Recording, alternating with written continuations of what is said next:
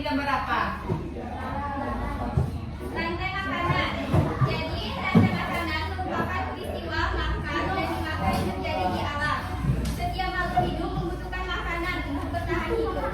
Nah, disinilah rantai makanan berperan penting.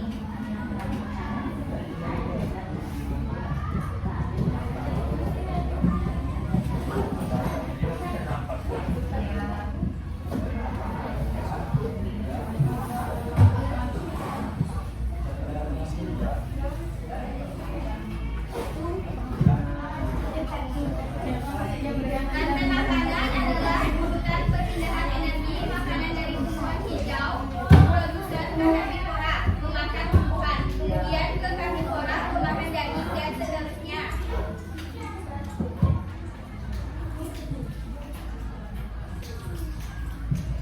Kemudian ada produsen. Produsen makhluk hidup yang dapat membuat makanan sendiri. Biasanya tumbuhan hijau merupakan mereka menggunakan sinar matahari untuk mengubah air dan karbon dioksida menjadi makanan melalui proses fotosintesis.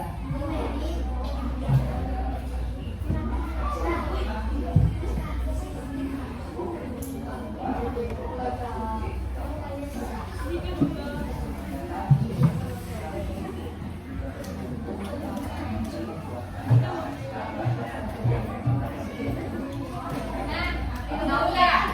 Ada konsumen. Konsumen itu dibagi 3 tingkat. Tingkat pertamanya herbivora. Tahu nggak herbivora itu apa? Hewan makan apa? Ya, tuh. Apa contoh hewannya? Udah makan sehat. Ya, kelinci. Ya, lagi. Ya, Kambing. Terus ada tingkat kedua, karnivora. Itu hewan makan apa?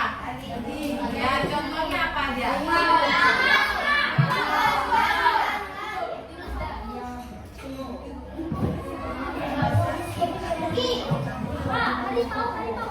Terus tingkat ketiga, karnivora itu hewan makan apa?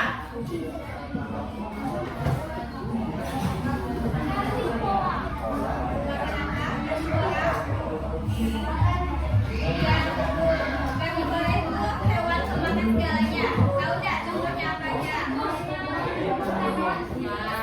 Ya, Ya, terus apa lagi? ada singa, ada elang, harimau, punya hewan yang makan semuanya. Kemudian ada pengurai, yaitu makhluk hidup yang mengurai sisa-sisa organisme mati menjadi zat-zat yang lebih sederhana, seperti bakteri dan jamur. Zat-zat ini kemudian dapat dimanfaatkan kembali oleh produsen. Nah, lihat ini contoh produsennya rantai makanan. Ini kelihatan gambarnya, ya. Konsumen satunya belalang memakan rumput. Terus konsumen duanya katak memakan belalang. Ketiga, ular memakan katak. Terus yang keempat, elang memakan ular.